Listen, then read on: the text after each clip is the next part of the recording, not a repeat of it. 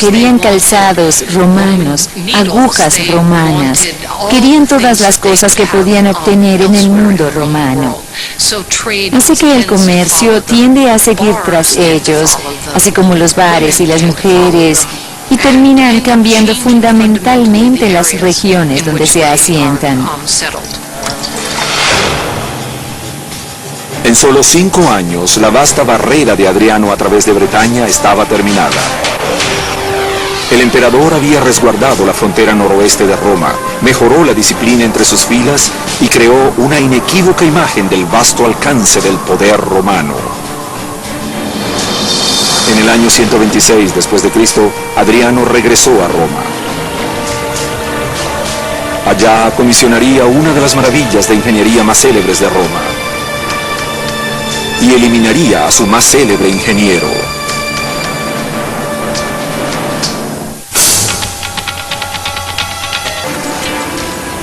En el año 126 después de Cristo, el emperador Adriano regresó a Roma luego de una gira de inspección militar de 5 años en la frontera romana. Durante su ausencia, sus constructores habían estado trabajando arduamente para llevar a cabo su proyecto arquitectónico en la ciudad capital. Adriano ciertamente quería dejar su huella en Roma. Él quería revivir la construcción agustiniana y demostrar que podía hacerlo mejor. 150 años antes, el emperador Augusto había transformado exitosamente a Roma de una ciudad de ladrillo a una ciudad de mármol. Adriano quería que su legado como constructor fuera igual de memorable, y la obra maestra de ese legado estaría directamente ligada al reinado de su legendario predecesor. Tan pronto se convirtió en emperador, se propuso reconstruir un complejo de templos incendiados de los tiempos de Augusto. Sobre los escombros de las viejas ruinas comisionó su más famosa estructura, el Panteón. Un majestuoso templo para los dioses romanos. El Panteón, en mi opinión, es la estructura más asombrosa construida por los romanos. ¿Por qué? Por la rotunda. La rotunda, un enorme espacio interior coronado con un magnífico techo en domo, era el corazón del diseño del Panteón.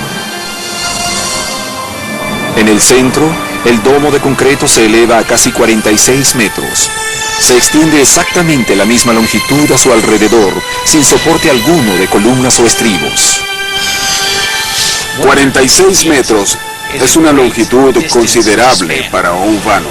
El arrojo que tuvieron para intentar algo tan ancho, un vano tan ancho, es uno de los grandes logros. El domo del Panteón sería el vano de concreto, no soportado más ancho en el mundo durante 18 siglos.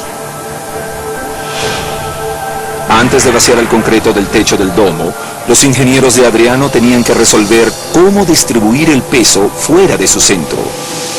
De lo contrario, al remover el encofrado de madera que sostiene al techo en su lugar, 3.000 toneladas de concreto colapsarían bajo su propio peso. Hoy en día, cuando construimos con concreto, introducimos una cabilla de acero que absorbe la mitad de los esfuerzos en el concreto. Los romanos no podían hacer eso. El domo del Panteón empuja hacia afuera en dirección a su base.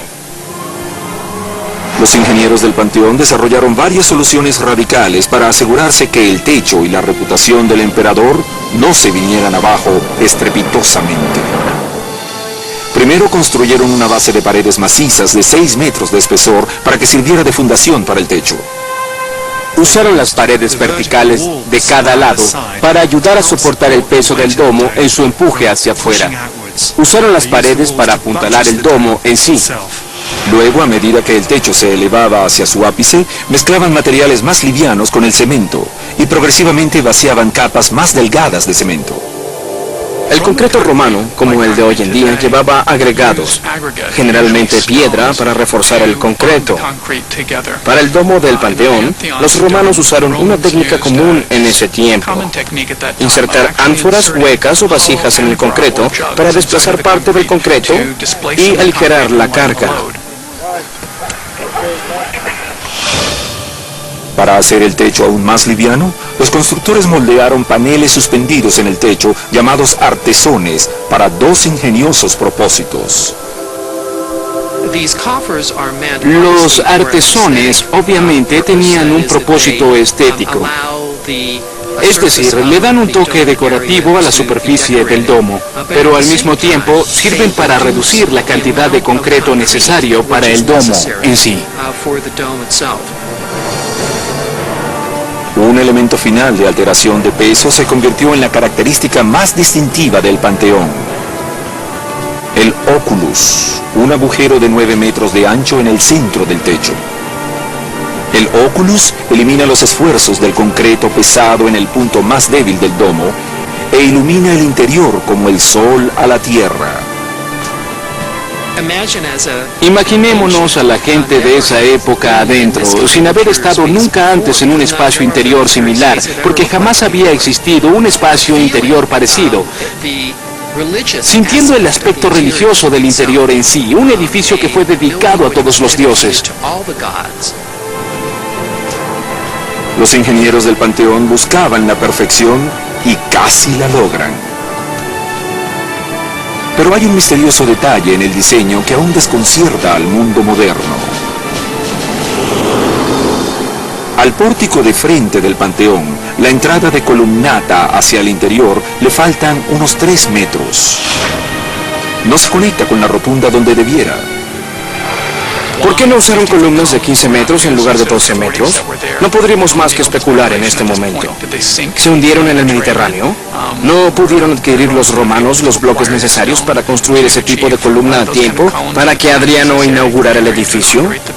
No lo sabemos con certeza. Durante siglos, el Panteón ha permanecido como un confuso enigma de ingeniería. Pero la forma como fue construido es solo parte del rompecabezas. El misterio mayor es quién lo construyó. No sobrevivió ningún registro de la época que revele la identidad del arquitecto. Pero las especulaciones recientes apuntan hacia el propio emperador Adriano. Él era una persona muy versátil. Pintaba, escribía poesías y le encantaba la arquitectura. Muchas otras obras de Adriano fueron domos, así que considero que Adriano pudo haber tenido algo que ver en el diseño. Otro potencial candidato es Apolodoro de Damasco, el genio detrás del foro construido por el predecesor de Adriano, Trajano. Apolodoro era escéptico de las habilidades arquitectónicas de Adriano y lo suficientemente audaz para declararlo públicamente. Apolodoro en una oportunidad se mofa de Adriano diciendo: vete y diseña tus domos de calabazas.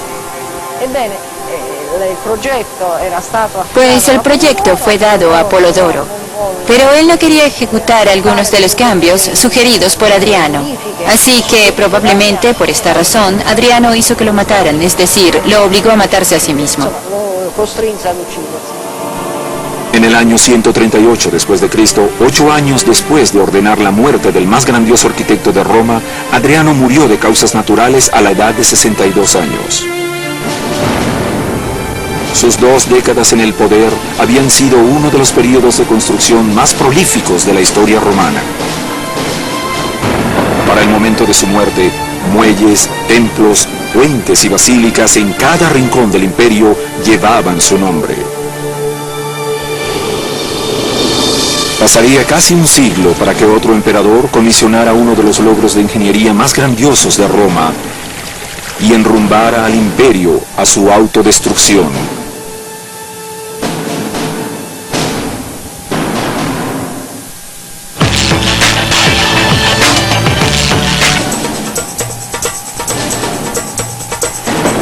En las décadas siguientes a la muerte de Adriano, el Imperio Romano era el poder dominante en Europa, África del Norte y el Medio Oriente.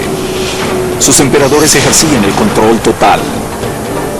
Sus ejércitos eran invencibles. Y sus arquitectos continuaban inspirando asombro y admiración.